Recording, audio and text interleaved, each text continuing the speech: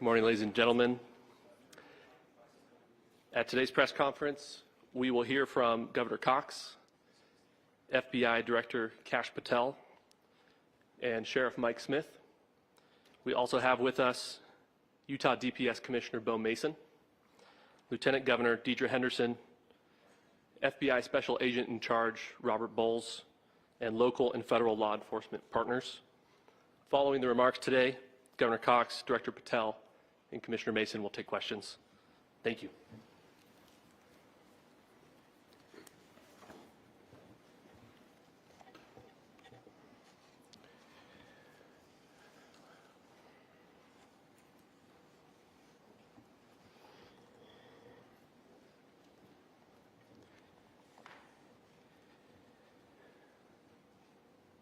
Good morning, ladies and gentlemen. We got him.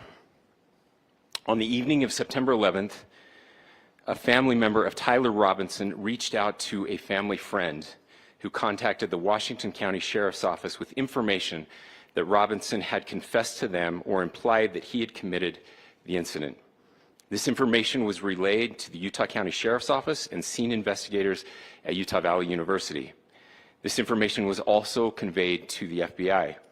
Investigators reviewed additional video footage from UVU surveillance and identified Robinson arriving on UVU campus in a gray Dodge Challenger at approximately 8:29 a.m.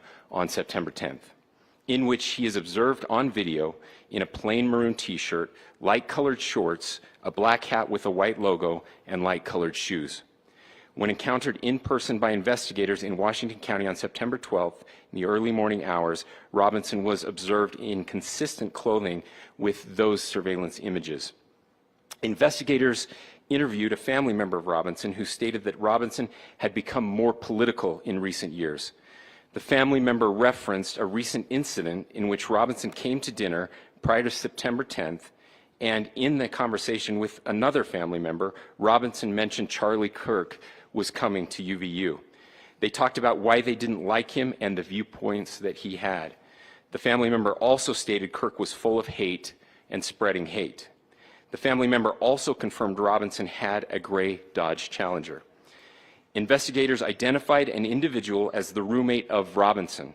Investigators interviewed that roommate, who stated that his roommate, referring to Robinson, made a joke on Discord. Investigators asked if he would show them the messages on Discord. He opened it and showed several messages to investigators and allowed investigators to take photos of the screen as each message was shown by Robinson's roommate. These photos consisted of various messages, including content of messages between the phone contact named Tyler with an emoji icon and Robinson's roommate's device.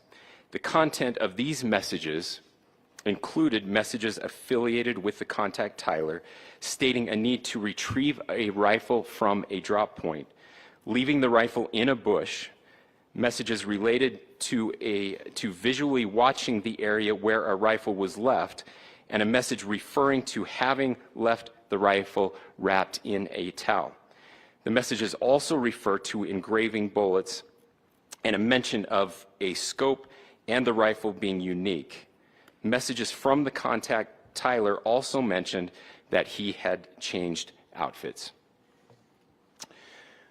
I know there has been speculation as well as to the writing on those casings, those bullet casings, and I believe we have that as well. And I will share that with you now. So the area north of Campus Drive Road where the suspect crossed over, you saw some of that in the video that we released last night, consists of a grassy area with trees on the edge of the UVU campus. Investigators discovered a bolt-action rifle wrapped in a dark-colored towel. The rifle was determined to be a Mauser Model 98 30-06 caliber bolt-action rifle. The rifle had a scope mounted on top of it. Investigators noted inscriptions that had been engraved on casings found with the rifle. Inscriptions on a fired casing read, "Notices, bulges, capital OWO, what's this?" ? Inscriptions on the 3 unfired casings read, "Hey fascist!" ! Catch!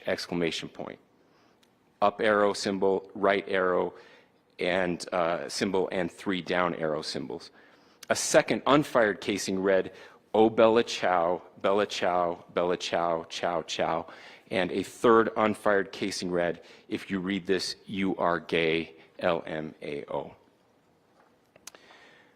We are indebted to law enforcement across the state who has worked seamlessly together, local law enforcement, state law enforcement, and our federal partners with the Federal Bureau of Investigation.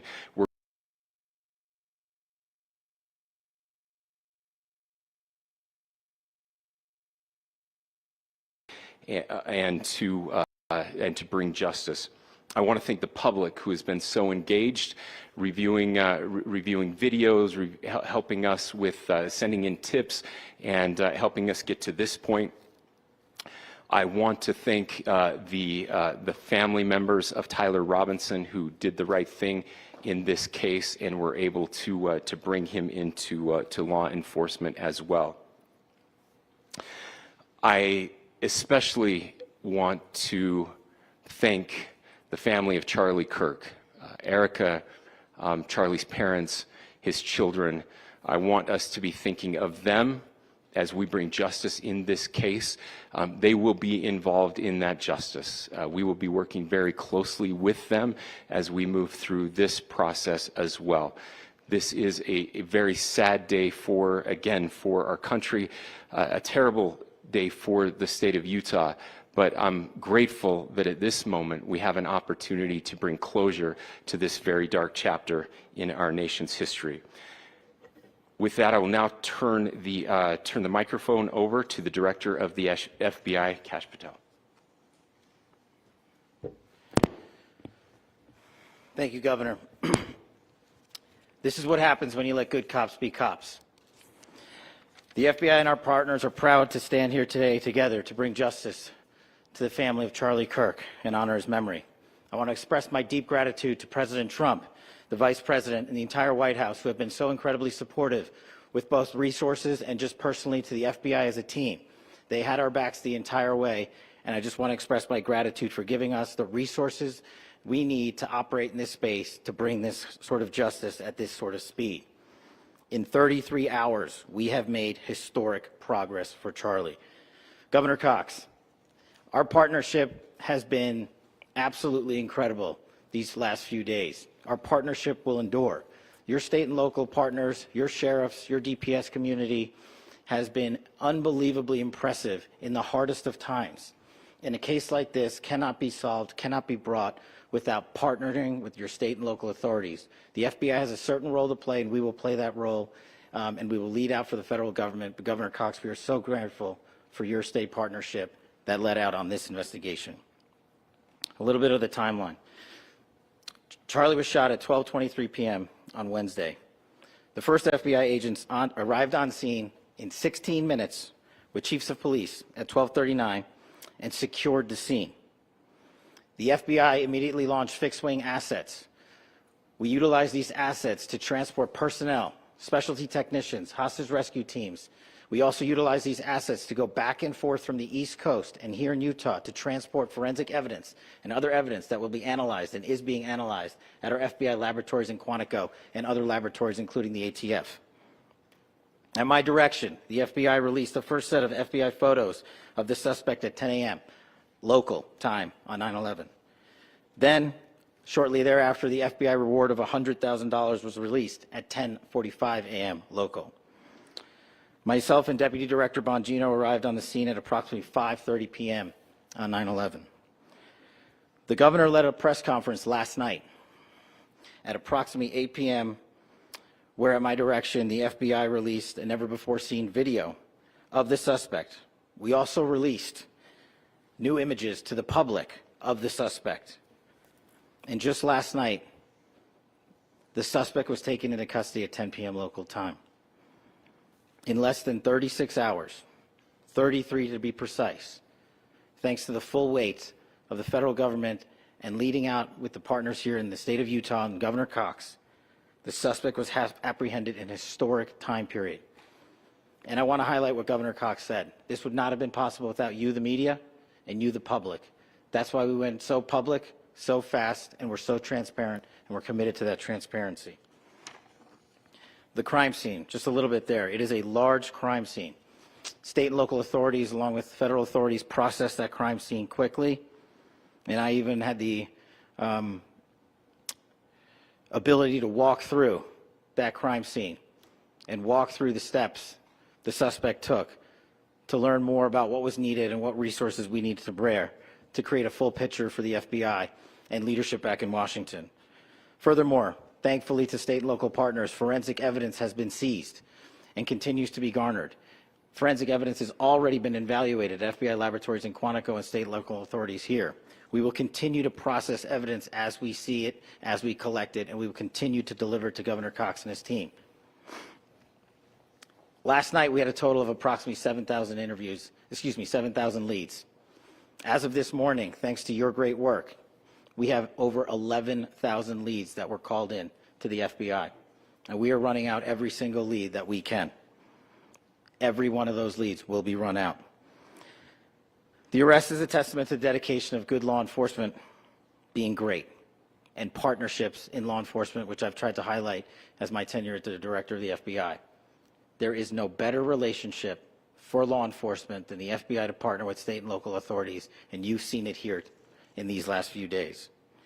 The FBI Salt Lake Field Office, along with our offices in LA, Phoenix, Denver, San Antonio, Las Vegas, Pittsburgh, Buffalo, our headquarters component in Quantico, all participate in the FBI.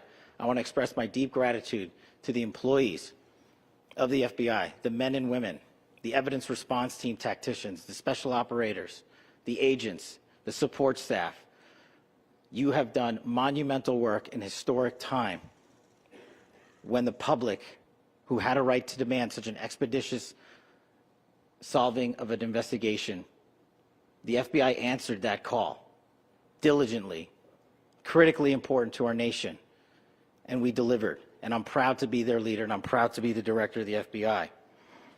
This is very much an ongoing investigation, as the governor said, and we will continue to work with state and local authorities to develop the investigation, to provide them the evidence they need for their ongoing prosecutions, and we will be here to answer every call they absolutely have, as long as it takes, for as long as we need to find and apprehend whatever suspects were involved in this crime. Lastly, to my friend Charlie Kirk, rest now, brother. We have the watch, and I'll see you in Valhalla.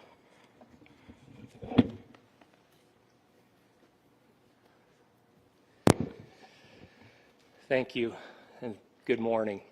I would just like to take a few minutes as the sheriff to express my gratitude for everybody who has played a part in this investigation. As you know, it's been a vast, a complicated, and a very, very fast-paced investigation. You're looking at people standing up here who are running on, if they got an hour's sleep in the last couple of days, they're probably lucky. It has been very taxing. It has been so impressive, speaking on behalf of the local law enforcement, to see the cooperation that we've seen in this type of case. Across the state, sheriffs, chiefs, our state partners have stepped up and have come to the call on anything that we needed. Our county chiefs have been phenomenal. Our Utah County Attorney, Jeff Gray, who's standing up here with us, has been phenomenal in leading us through this investigation. I would like to thank the federal government for their resources, their assets. Our local team here, our FBI team, has been extraordinary in helping us work through this and bring this person to justice. Most of all, I would like to thank the public, and specifically, I would like to thank the public who turned to prayers and who turned to positiveness for us. I would like to thank them on behalf of the law enforcement community, because we needed those prayers.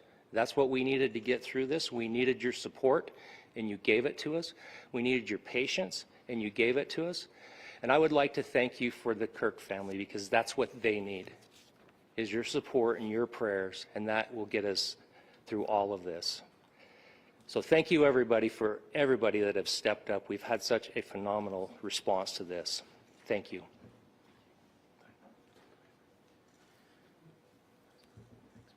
I also want to give a special thanks to the Attorney General and the Department of Justice. Their unwavering support and their commitment to justice is shown true here. And without AG Bondi and Deputy Attorney General Todd Blanche and the resources they brought to bear, we would not have been able to complete our mission. And I just want to say special thanks. It's an honor to be a part of the Department of Justice.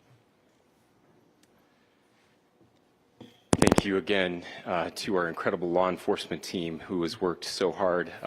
Sheriff, I got a solid 90 minutes last night, so I'm probably the most well-rested person up here. Ladies and gentlemen, I get the microphone, so I hope you'll permit me a moment just to share a few more thoughts about where we are and how we got here and maybe a little bit of where we go from here. I don't want to get too preachy, but I think it's important that we, with eyes wide open, understand what's happening in our country today. I've heard people say, well, why are we so invested in this?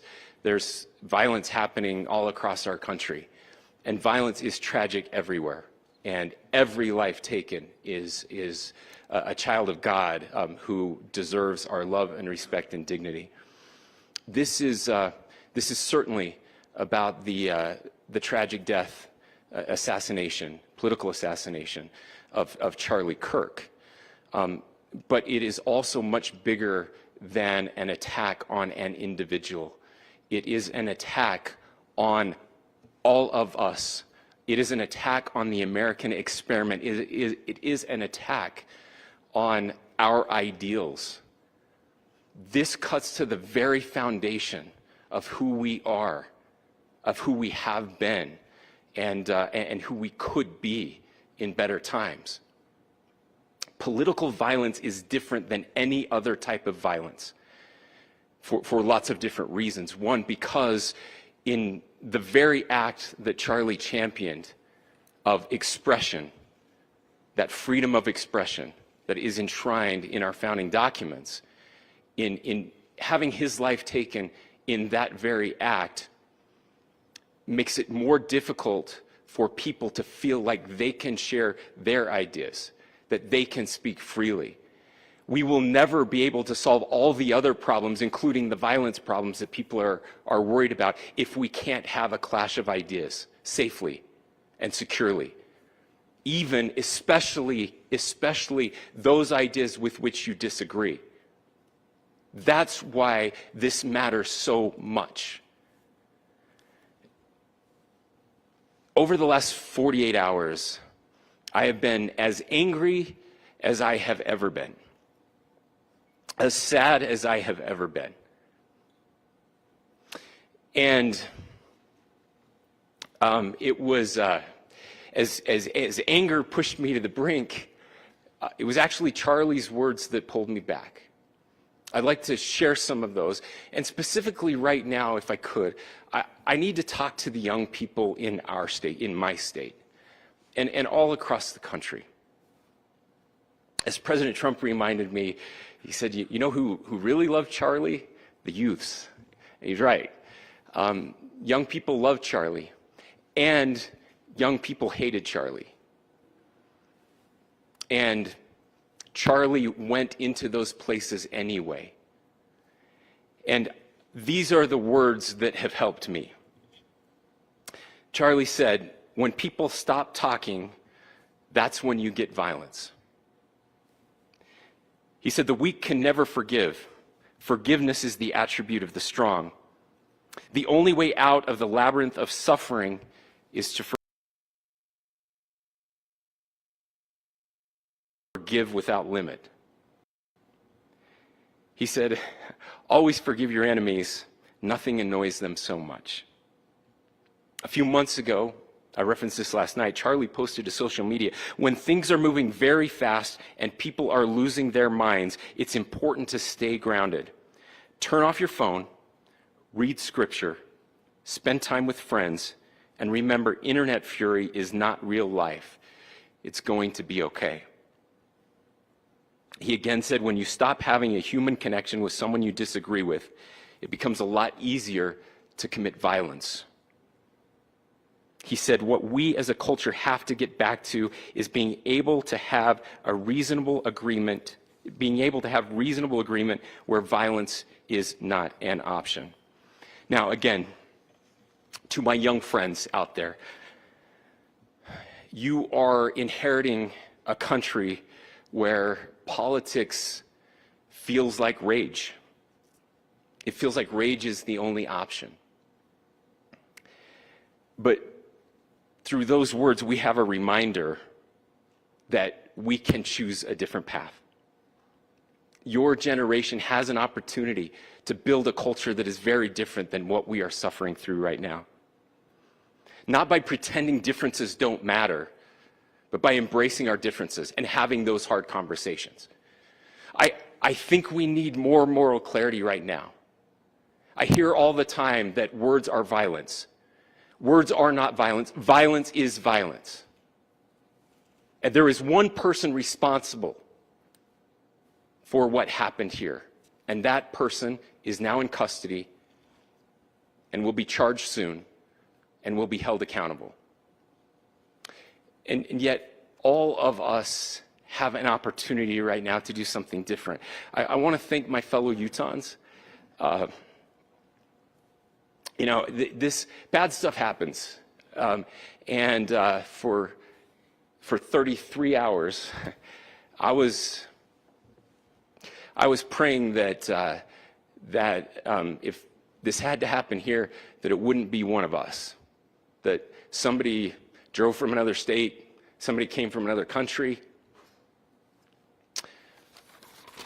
Sadly, that prayer was not answered the way I had hoped for, just because I thought it would make it easier on us if we could just say, hey, we don't do that here. And indeed, Utah is a special place. We lead the nation in charitable giving. We lead the nation in service every year. But it did happen here. And it was one of us. But I want you to look at how Utahns reacted the last 2 nights. There was no rioting. There was no looting. There were no cars set on fire. There was no violence. There were vigils and prayers and people coming together to share the humanity. And that, ladies and gentlemen, I believe is the answer to this. We can return violence with violence. We can return hate with hate. And that's the problem with political violence, is it metastasizes. Because we can always point the finger at the other side. And at some point, we have to find an off-ramp, or it's going to get much, much worse. But see, these are choices that we can make. History will dictate if this is a turning point for our country. But every single one of us gets to choose right now if this is a turning point for us. We get to make decisions. We have our agency. And I desperately call on every American, Republican, Democrat, liberal, progressive, conservative, MAGA, all of us to please, please, please follow what Charlie taught me. I'll just conclude with words I share often from a friend and author, Yuval Levin, who was asked if he was optimistic about our country. And he said, I'm not optimistic. He said, I hate optimism. Like, that sounds bad. But he said, optimism is a vice. It's this idea that good things are just going to happen. And he said, in the history of the world, good things have never just happened. He says, I'm not optimistic, but I am hopeful. And hope is the virtue that sits between the vices of optimism and pessimism. Hope is the idea that good things are going to happen because we can make them so. I still believe in our country. And I know Charlie Kirk believed in our country. I still believe that there is more good among us than evil. And I still believe that we can change the course of history. I'm hopeful because Americans can make it so. Ladies and gentlemen, we're happy to answer any questions you might have. Governor, can you please speak to whether the suspect is speaking with authorities and his demeanor, Tyler Robinson, when he turned himself in? I cannot speak to that right now. Governor, how do you interpret the engravings on casing? Well, I will leave that up to you to interpret what those engravings mean. I think the clearest one that says "catch fascist," there's not, and by the way, that's like catch like a ball, catch this. That's I think that speaks for itself. Governor, you indicated that he had been communicating. Please. This level of hatred that this person expressed. Beyond that, is there anything in your view that you discovered that may have radicalized or changed him to prompt him to commit such a horrific? There's nothing more that we can share at this time. Governor, you indicated that he had been communicating with a friend on Discord about the gun. Do you anticipate any more arrests? We do not at this time have any information that would lead to any additional arrests. Do you believe he acted alone? Yes, but the investigation is ongoing. Can you talk more about the family, what they had to say about the suspect? How he came into custody of police and where he is right now, Mr. Robinson? Yes, so right now, Mr. Robinson has been booked into the Utah County Jail.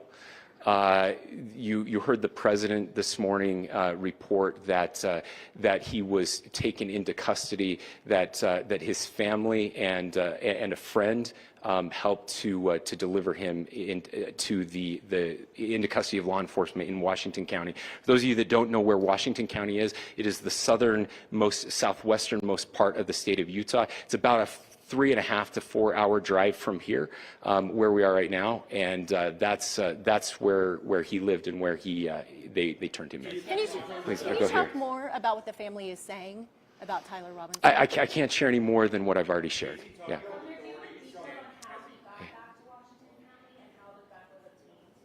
So how we obtained the gun? The gun was found here. So I don't have much more details on that. We do know that he drove. We had his car here on campus, and then we had his car going south back to the St. George. It's actually the city of Washington in Washington County. Is he talking with authorities and did he discuss a motive? I'm sorry? We don't have any information that would lead us to believe that. Yes, in fact, it was just released. Yes. Talking with authorities and did he discuss a motive? I can't answer that right now. Yeah, thank you. Over here.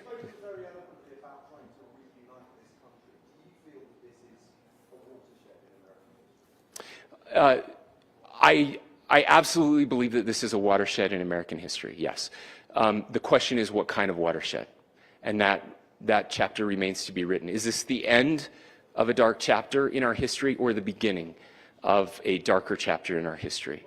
Look, I mean, if you look at true political assassinations in this country of someone of this stature, this feels a lot like the late 60s, and having one so gruesomely displayed on camera in all of our hands and in all of our pockets. We are not wired as human beings biologically, historically. We have not evolved in a way that we are capable of processing those types of violent imagery. And by the way, we've seen another one with a gruesome stabbing very recently that went viral. This is not good for us. It is not good to consume. Social media is a cancer on our society right now. And I would encourage people to log off, turn off, touch grass, hug a family member, go out and do good in your community. That is happening, and it's happening organically right now. I had a friend in a small city in Utah who said, we're getting together, the Republicans and Democrats in my little town are getting together to have a discussion tonight, last night, just to find a way to find their better angels. So yes, this could be, I mean, again, you have to go back to JFK to have seen a video live of something like this happening. I wasn't born until 1975, but I know that things were really dark in the late 60s. Sorry to some of you. I know some of you were there. This is our moment. Do we escalate, or do we find an off-ramp? And again, it's a choice. It's a choice, and every one of us gets to make that choice. Two more questions right here. Could we clarify that the release of those enhanced images at 8 p.m., the timeline that Director Patel gave us, led to the arrest at 10 p.m.? Is there a direct connection between those two events? I cannot comment if there is a direct connection or not, but all I can say is that through some process, the family came to know that this had happened. One more thing, Governor. Could you just clarify the clothing issue you mentioned earlier? Was he changing outfits? Correct. Yes. So when he's first spotted on campus, he has different clothing on, and then he changes clothing on the roof, and then changed back into that clothing at some point, so that when he was apprehended, when he was arrested, the clothing matched the clothing he had on before the shooting here at UVU. Last question here. Yes. The suspect was from Utah. Can you kind of tell us a little bit more about where, and was he a student here at this university, and is there any history of mental illness? Yeah. So I don't have any information on the mental illness part. He was not a student here at UVU. He was living and had lived for a long time with his family in Washington County, in the southernmost part of our state. Thank you, everyone, for your great work in getting this information out. I would just say, process-wise, this may be important. I know many of you aren't familiar with the process in Utah. I think it's important that you understand that. Basically, we have 3 days for charging documents to be filed. A CI will be filed. We'll have more information then, more detailed information as those charging documents are filed in preparation for a preliminary hearing. So 3 days. So we would anticipate then that early next week those charging documents will be filed. We will obviously be working. The county attorney will be working very closely with Mr. Kirk's family as those documents and decisions are prepared.